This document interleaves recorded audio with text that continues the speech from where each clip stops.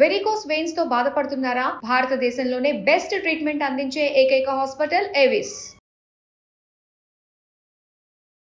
నమస్కారం గురుగారు. శ్రీమాత్రే నమః. శ్రీ గురుభ్యో నమః. గురుగారు, నాదొక ధర్మ సందేహం అండి. నేను రీసెంట్ గా కొంతమంది దగ్గర విన్నాను. అదేంటంటే గృహప్రవేశంలో మనం హోమం చేస్తాం కదండి, ఆ హోమంలో వచ్చిన బూడిద ఇంటి ఆడపిల్లతోటే ఎత్తించాలి అని చెప్పేసి అన్నారు. ఇది అన్ని చోట్ల ఉందంటారా? కొంతమంది మాత్రం ఇది పరిమితంగా ఇలానే చెయ్యాలి అని చెప్పేసి అంటున్నారు. ఇది శాస్త్రంలో ఉందంటారా అసలు? ఒకటి చెప్తానన్న, మన సనాతన నుంచి వస్తున్నటువంటి ధర్మాన్ని కొంతమంది వాళ్ళ ఇష్టానుసారంగా అప్డేట్ చేస్తున్నారు. ఎవరిష్టానుసారంగా వాళ్ళు అప్డేట్ చేసుకుంటూ ఉన్నారు. ఇప్పుడు మన శాస్త్రం ఏం చెప్తుంది?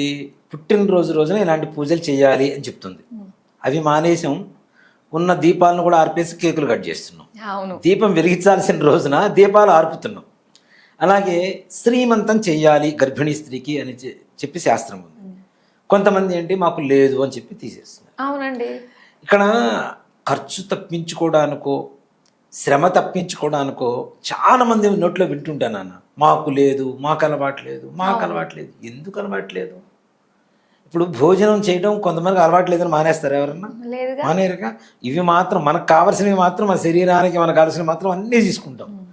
భగవంతుడు చేసేటువంటి విషయాల్లో మాత్రం మాకు ఆచారం లేదు, మాకు కట్టుబాటు లేదు, మా ఇంట్లో అసలు లేదు. అలానే ముఖ్యంగా నాన్న పెద్దలకి పెట్టేటువంటి తద్దినాల దగ్గర నుంచి కూడా తద్దినం అలవాటు లేకపోవడం ఏంటన్నా, అది మహాపాపం కదా. చనిపోయినటువంటి ఒక తండ్రికి కొడుకుగా పుట్టడానికి ఆ తండ్రి ఎన్ని రకాల యాగాలు, యజ్ఞాలు, పూజలు, నోములు, వ్రతాలు, చెట్లకి, పుట్టలకి, రాళ్ళకి, రప్పలకి మొక్కి మొక్కి మొక్కి మొక్కి కొడుకును కన్నాడు కదా. ఎందుకు అన్నాడు? అపుత్రస్య గతిర్నాస్తి అని శాస్త్రం ఉంది. కొడుకులు లేకపోతే గతులు లేవు. దేనికి? కొడుకు చనిపోయిన తర్వాత ఉత్తరక్రియలు చేసేటువంటి అర్హత, అధికారం, హక్కు ఒక కొడుకు మాత్రమే ఉంటుంది కాబట్టి. అవునా? అలాంటి కొడుకు కర్మ చేసేస్తాడు, కాశీకో గయ్యకో వెళ్తాడు, తద్దినం పెట్టేస్తాడు, పెట్టేసి ఇంక మాకు లేదు, ఇక్కడతో మేము చేతులు కడుక్కున్నాం అంటాడు. అవునండి. అది మహాపాపం. నన్ను ఒక మాట చెప్పాలి అంటే, ఒక మనిషి చనిపోయిన తర్వాత సంవత్సరీకం వరకు మనం పెట్టేటువంటి మాసికాలు ఉంటాయి కదా, 12 మాసికాలు ఉంటాయి. మాసికం అంటే మాసము, నెలకోసారి పెట్టేటువంటిది. అవునా?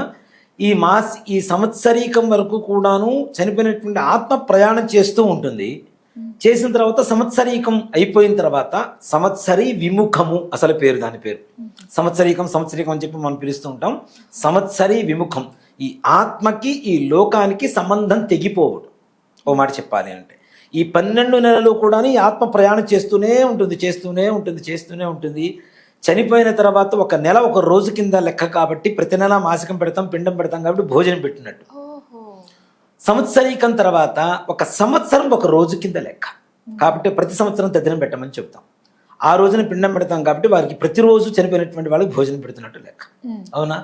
ఇక్కడ మనం ఈ తిలతర్పణాలు, పిండ ప్రదానం ఇవన్నీ చేస్తూ ఉంటాం కదా. ఆ సమయానికి ఆ తిథి వచ్చేసరికి పితృదేవతలు ఎదురు చూస్తూ ఉంటారట. నా కొడుకు ఈరోజు తద్దినం పెడతాడు, తిలతర్పణం వదులుతాడు. తప్పనిసరిగా ఈ తిలతర్పణం ద్వారా యమధర్మరాజు సంతృప్తి పడి వాళ్ళకి వేసేటువంటి శిక్షలను తగ్గిస్తాడట, కొడుకు ఇచ్చేటువంటి తిలతర్పణం ద్వారా. మరి వాళ్ళకి శిక్షలు తగ్గాలని ఎవరైనా అనుకుంటాం కదా. కాబట్టి ఇవన్నీ కూడాను మాకు లేవు అని చెప్పేసి ఒక్కసారి గైలోనో కాశీలోనో పెట్టేసి వస్తున్నారు, మాకు లేవని చెప్తున్నారు. అవి కూడా పాపాలే. అంటే ఇవన్నీ అప్డేట్ అవుతున్నారు. ఖర్చు, శ్రమ, ఆ రోజున మళ్ళీ సెలవు పెట్టుకోవాలి ఆఫీస్కి. నిన్ను కనడానికి 9 నెలలు నీ తల్లి గర్భంలో మోసింది. నీ తండ్రి నువ్వు పెరిగేంత వరకు ఆయన భుజాల మీద నిన్ను మోసాడు, నీకు కావాల్సినవన్నీ చూశాడు. అలాంటి తల్లిదండ్రులకి చనిపోయిన తర్వాత ఒక్కరోజు సెలవు పెట్టుకొని పొద్దున్న కార్యక్రమం చేయలేమా మనం? ఒక్కరోజు. అందుకనే చూడండి, మనం తద్దినాన్ని కూడా శ్రార్థం అంటాం. శ్రద్ధతో చేసేదాన్నే శ్రార్థం అంటాం. శ్రద్ధ కోసం, కొడుకు కోసం కోరుకుంటున్నటువంటి తండ్రికి ఆ రోజున ఎదురు చూస్తున్నటువంటి ఆత్మ ఘోష ఎక్కువ అవుతూ ఉంటుంది కదా. తద్వారా కూడా అందుకనే అసలు మన వంశాలు కూడా పెద్దగా ఎక్కి రాకుండా ఉండడానికి కారణాలు అవే. కేవలం ఆడపిల్లలే పుట్టడం, మగపిల్లలు పుట్టకపోవటం, అలా అసలు పిల్లలే పుట్టకపోవటం, ఇవన్నీ కూడా ముఖ్యమైన కారణాలు. ఏంటి అంటే, మన పెద్దలు చనిపోయినటువంటి వాళ్ళకి ఘోషని నివృత్తి చేయకుండా అట్లానే ఇంకా దాన్ని పెంచుతూ ఉన్నాం. చెట్టు వేసాం, నీళ్లు పోస్తూ ఉన్నాం, పెరుగుతుంటుంది కదా. అలానే కర్మ కూడా అంతే. అలాగే ఇప్పుడున్నటువంటి విధానాల్లో గృహప్రవేశం విషయానికి వస్తే, ఆడపడుచు అన్నిటికీ అర్హత, అధికారం కలిగినటువంటి అమ్మాయి ఇంట్లో అందుకని ప్రతి ఒక్క విషయానికి ఆడపడుచు ఉండాలి అనేటువంటిది ఒక లింక్ పెట్టారు మన పెద్దవాళ్ళు కూడా. మంగళహారతి పట్టాలి, ఇంట్లో ఆడపిల్ల సంతృప్తికరంగా ఉండాలి. మన హిందూ ధర్మంలోనైనా ఆడపిల్ల పుట్టినప్పటి నుంచి పిడకల్లో పోయేంత వరకు ఏమేం కావాలో మొత్తం పుట్టింటి వారే చూడాలని శాస్త్రం.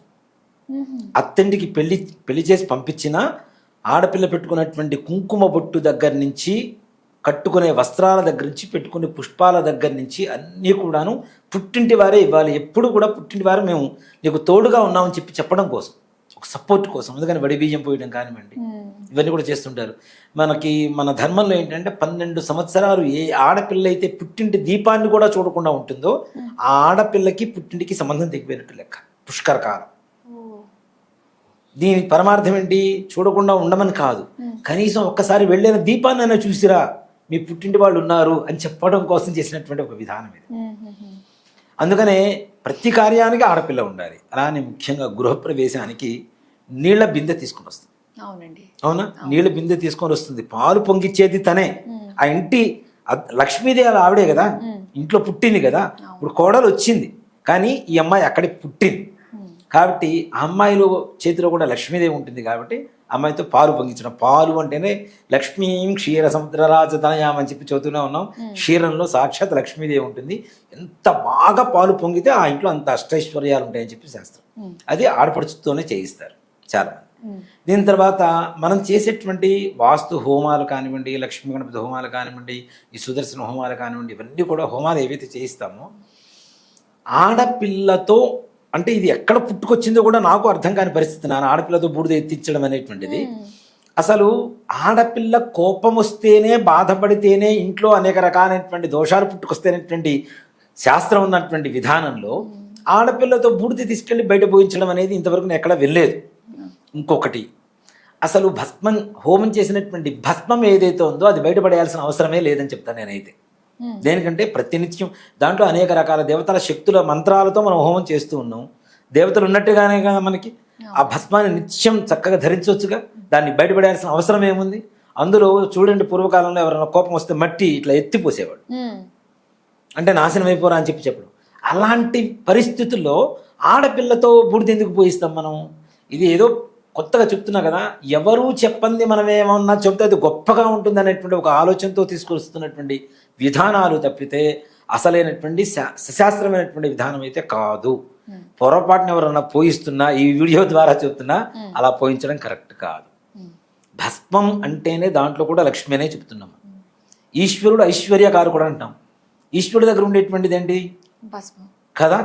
మరి ఆ భస్మం పెట్టుకుంటే లక్ష్మీ కలుగుతున్నప్పుడు, ఇప్పుడు చాలామంది మానేశారు నాన్న. ఈ మనకంటే ఈ సెంట్లు గిట్లు ఇవన్నీ కూడా అనేక రకాలైనటువంటి కెమికల్స్ అన్ని కలిపి విభూతి తయారు చేస్తున్నారు. పూర్వకాలంలో ఆవు పేడ తీసుకొచ్చి చక్కగా పిడకలు తయారు చేసి దాంతో కాల్చి దాంతో భస్మం పెట్టుకునేవాడు. ప్రొద్దునే లేవగానే, మా తాతగారు కూడా మా బాగా గుర్తు, ప్రొద్దునే లేవగానే ఆయన విభూతి తీసుకొని వెంటనే బ్రష్ చేసుకుంటారు. చేసుకోగానే వెంటనే మొత్తం భస్మం పూసుకుంటారు శరీరం అంతా కూడా. అడిగేవాడిని, దేనికి అంటే ఎలాంటి చర్మపరమైనటువంటి రోగాలు ఉన్నా కూడా పోతాయిరా, లక్ష్మీదేవి అనుగ్రహం కలుగుతుందిరా అని చెప్పేవాడు. అందుకని అఘోరాలకి వాళ్ళకి స్కిన్ ప్రాబ్లమ్స్ ఎక్కడున్నాయనన్నా, వాళ్ళు ఏం మూసుకుంటారు? మొత్తం భస్మమే కదా. భస్మం ఎవరైతే తలకి పెట్టుకుంటారో వాళ్ళ తల రాత మారిపోతుంది తప్పనిసరిగా. మొన్న మధ్య ఒక ఆయన అడిగాడు, భస్మానికి ఎక్స్పైరీ డేట్ ఎప్పుడండి అని ఉంటుందా అంటే, ఒకటే మాట చెప్పా, అది పెట్టుకున్నవాడు ఎక్స్పైరీ డేట్ ఎక్స్టెండ్ చేస్తుంది, కానీ దానికి మాత్రం ఎక్స్పైరీ డేట్ లేదురా. అంతే కదా, దానికి ఎక్స్పైరీ డేట్ ఏముంది? నిజంగా పెట్టుకుంటే మన ఎక్స్పైరీ డేట్ ఎక్స్టెండ్ అవుతుంది, గ్యారంటీ ముందుకు వెళ్తుంది. అవునా? కాబట్టి అలాంటి కొత్త కొత్త ఆచారాలు నిజంగా అంటే అర్థం పర్థం లేనటువంటివి. కొంతమంది ఇప్పుడు మనకి తెలంగాణలో చూడండి, ప్రధాన ఉంగరం పెడతాం పెళ్లిలో. ఉంగరం పెట్టిన తర్వాత దీనికి దారం కట్టేసి దీనికి కట్టేస్తారు, గాజుకు కట్టేస్తారు కొంతమంది.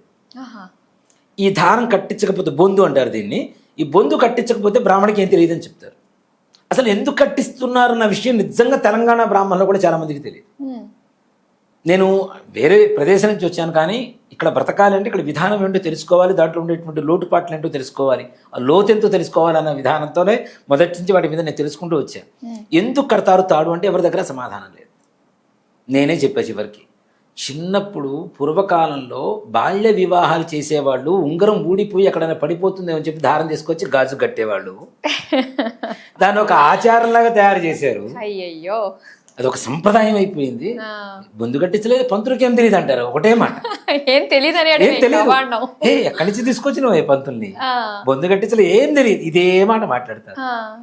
నేను నవ్వుకుంటుంటా, పెళ్ళిళ్ళు చేయించేటప్పుడు ఇట్లాంటివి మాట్లాడుతూ ఉంటే నవ్వుకుంటూ ఉంటాను నేను. అలాగే కొన్ని కొన్ని ఆచారాలు అన్న వ్యవహారాలు, ఇప్పుడు భార్యాభర్తల మధ్యలో ఎవరు రాకూడదని శాస్త్రం చెబుతుంది. నందికి ఈశ్వరుడికి మధ్యలో, గురు శిష్యుల మధ్యలో, ఇద్దరు బ్రాహ్మణ మధ్యలో, భార్యాభర్తల మధ్యలో రాకూడదని చెప్తుంది. ఇవన్నీ పాటిస్తున్నారా ఇవాళ రోజున?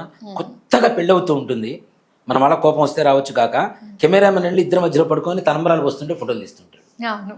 అప్పుడు కొత్తగా పెళ్ళవుతుంది, పచ్చడి పందిర్లో కొత్త దంపతులు వాళ్ళిద్దరి మధ్యలో పడుకొని ఫోటోలు తీస్తూ ఉంటాడు, పైనుంచి తలంబరాలు పోయమంటాడు. అవునా? అది అసలు వాళ్ళిద్దరి మధ్యలో జీవితంలో ఎప్పటికీ పోకూడదు అంటే అప్పుడే పెళ్ళైన వాళ్ళ కొత్తలో పోతే ఉంటుంది చెప్పండి. అంటే మనం ఏవైతే ఉన్నాయో అప్డేట్ అవ్వచ్చు, కానీ అవి చివరికి మనకి ప్రమాదకరంగా మారకూడదు. అందుకనే చూడండి, ఇలాంటివి ముహూర్తానికి ప్రాధాన్యత ఇవ్వకపోవటం. ఎప్పుడో 9:20కి ముహూర్తం ఉంటుంది, పెళ్లి కూతురు 11:30కి వస్తుంది, పెళ్లి కొడుకు 12:30కి వస్తాడు బారాత్ నుంచి. అప్పుడు పెళ్ళేంటి? మిట్ట మధ్యాహ్నం చేసేది పితృ కార్యక్రమాలు చేస్తాం, పితృకార్యాలు చేస్తాం. అవునా? ఆ సమయంలో పెళ్లి చేస్తే ఇంకా సమయం, ఇంకా వాడికి ఆ పెళ్లికి విలువేముంది? ముహూర్తానికి ప్రాధాన్యత ఎక్కడుంది? అందుకనే ప్రతి కోర్టులో కూడా ఫ్యామిలీ కోర్టులు బిజీగా ఉంటున్నాయి. అంతే కదా. వీటికి ఎక్కడైతే ప్రాధాన్యత ఇవ్వడం లేదో ఫ్యామిలీ కోర్టులో ఒక లాయర్కి, ఒక ఇద్దరు లాయర్లకి, జడ్జికి పని కాదు, తప్పనిసరిగా ఓ 4-5 సంవత్సరాలు తిరుగుతూనే ఉండాల్సి వస్తుంది. వీటికి ప్రాధాన్యత ఇవ్వాలి, ఉన్న వాటికి ప్రాధాన్యత ఇవ్వండి. కొత్తవి తెచ్చిపెట్టుకోవడం అనేది మాత్రం కరెక్ట్ కాదు. ఆడపిల్ల భస్మం ఎత్తేయటం అనేది ఇంటికి అస్సలు మంచిది కాదు. ఎక్కడో ఎవడో బ్రాహ్మణుడు చెప్పుంటాడు, ఎవరో ఎత్తే అంటే. ఇక్కడ చాలా మంది కూడా నాన్న గృహప్రవేశం చేయిస్తాం, చేయించిన తర్వాత కొత్త అనుమానాలు వస్తాయి వాళ్ళకి. ఈ భస్మం ఎవరు తీయాలి? నేను తీయొచ్చా? మా కోడలు తీయొచ్చా? మా అమ్మాయి తీయాలా? పనివాళ్ళు తీయాలా? మా ఆయన తీయాలా? అంటే ఆ బ్రాహ్మడికి ఏదో అసమయానికి తడుతుంది, ఆడపిల్లతో తీయించడం అని చెప్తాడు. అది చివరికి సంప్రదాయంలాగా తయారైంది అంతే కొన్ని ప్రాంతాల్లో. అవి ఒట్టి మాట. కాబట్టి దానికి ఏ రకమైనటువంటి శాస్త్ర సమ్మతమైనటువంటి విధానాలు లేవు. కాబట్టి దయచేసి ఆ భస్మాన్ని ఇంట్లో వాడుకోండి.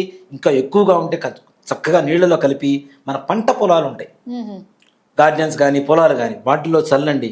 ఇంట్లో కూడా కొద్దిగా నీళ్ళలో కలుపుకొని చక్కగా చల్లుకోండి. దానివల్ల ఆ శక్తి అన్ని చోట్ల కూడా నిమిడీకృతం అవుతుంది.